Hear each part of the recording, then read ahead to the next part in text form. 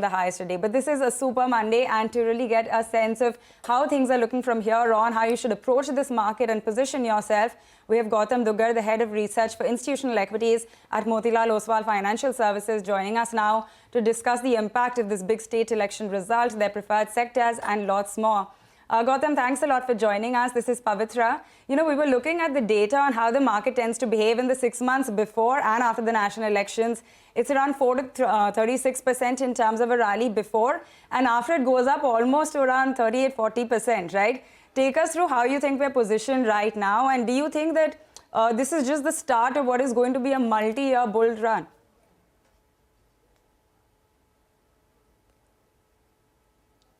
Gautam, I think you're on mute.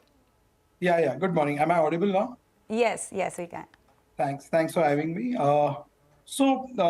To make sense of what just happened, see, we were doing quite well fundamentally any which ways, macro, micro, both were looking quite good.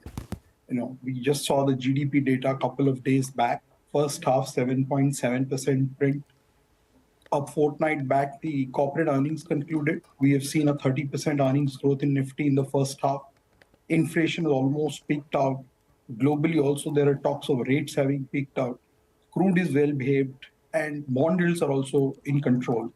And on top of that, even the October and November high frequency monthly data was quite good. So the only factor which was keeping the market anxious was the state polls, and which yesterday got out of the way. And the outcome was obviously better than what the market had expected. This obviously clears the pitch for the next 6 months and bolsters the sentiment of political continuity. As far as the pre-election rally data that you referred to, if you look at the last 25 years and 5 Lok Sabha elections, every Lok Sabha election, 6 months into the announcement of the election results, which is between November to May, the markets have given positive returns. The lowest return we got was 9%, and the highest return we got was 35-36%.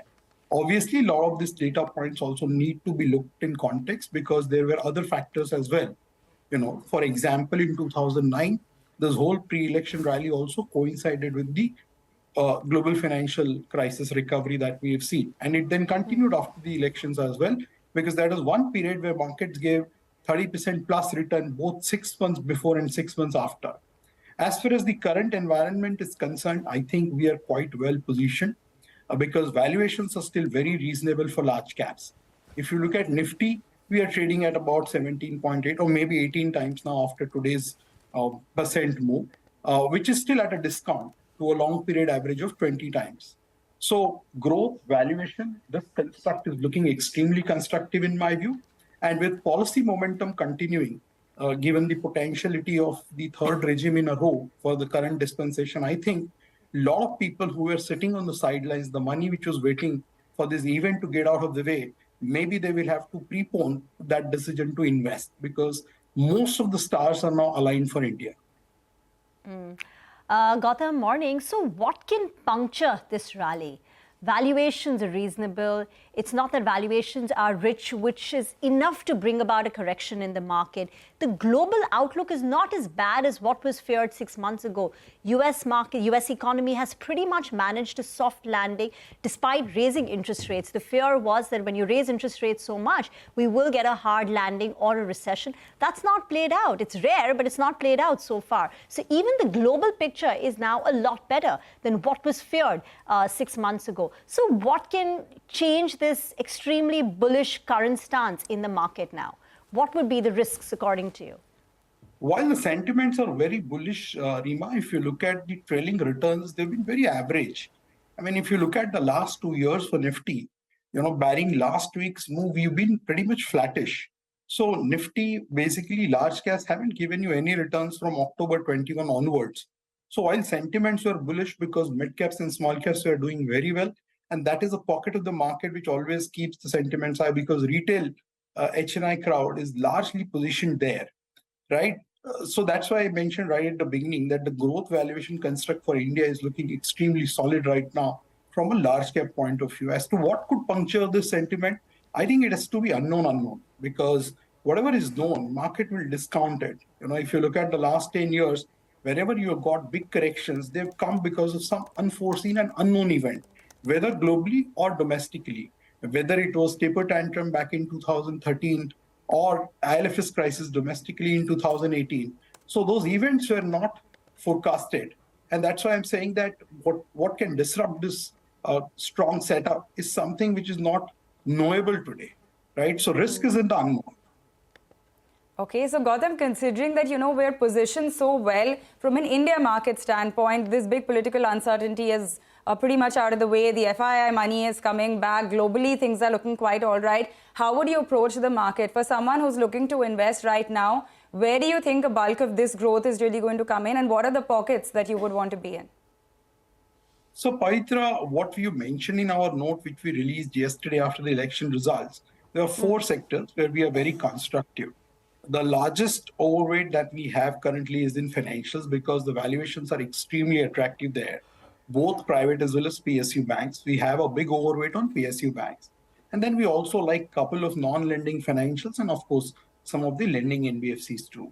The second sector where we are very positive is industrials, where we are carrying a big overweight too. And today morning, we have released a big thematic report on capital goods with 11 new companies initiated in it. Third sector where we are positive is automobiles. Again, overweight for us for almost last 18 months, and a sector which has been performing the best insofar as corporate earnings are concerned. Fifth quarter in a row, auto is the best performing sector on earnings growth.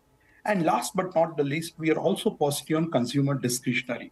In our model portfolio, out of the 8 consumption stocks that we hold, 7 are consumer discretionary, which borders on most of the discretionary sub-segments like jewelry, hotel, food delivery, and even footwear for that matter. So amongst the big sector, these are the segments where we are very positive and overweight in our model portfolio. Aside of that, then there are some small segments like real estate and cement, where also we have a very constructive stance. We are underweight right now on technology, metals, utilities, and oil and gas. So that's how we are positioned as far as our overall stance on the all sectors are concerned. One of the stocks in the automobile pack that you like is MotoCorp. Now, MotoCorp hasn't given returns over a longer 9-year period. In 2014 as well, same time, the stock price was well above 3,000 and it's slightly above those levels now. So over a longer stretch, it hasn't given much return. So can you tell us, why MotoCorp in particular? What could be the extent of upside? Can it reverse so many years as underperformance? So, Reema, we've started liking Hero Motors around 3 to 6 months back because we think that the two-wheeler demand patterns can change and there can be a recovery. If you look at the last 10 years, the two-wheeler industry growth domestically has hardly seen any growth. It won't be too far-fetched to say that the two-wheeler industry volumes have broadly remained flattish in the trailing 10-year period. We're seeing some bouts of recovery there. Festive season has gone out well. Plus, in Hero's specific case, the valuations are quite attractive, along with dividend yield. So that is why we have pointed out Hero as a tactical idea in the short term to play the election euphoria or momentum, what do you want to call it. So two-wheeler, we have Hero there as our preference. Aside of that, we also like M&M. And then in the mid and small cap basket, we have Ashok Leyland and Craftsman also, which are part of our model portfolios. Okay, got that. Those are some very interesting ideas. Gautam, just one quick question on the real estate pack, because you did mention that, that is a pocket that you like as well. Take us through why you like Godrej Properties, and I think you also have Suntec Realty as an idea. So take us through why you like these amongst the pack.